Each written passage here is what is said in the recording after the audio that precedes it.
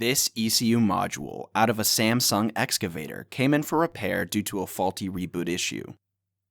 We performed a full repair on this module and then set it up to output to our controller as shown in the video. This dataset being shown is from the ECU, and we are using this to see if the module ever resets, as was the original problem. Very often, we have to test units over time to verify that the repair of the intermittent problems was successful, due to those usually being the hardest faults to locate within electronics.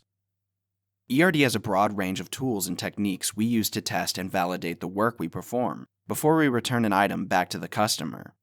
It is our mission to provide the best possible repair service on any unit we work on.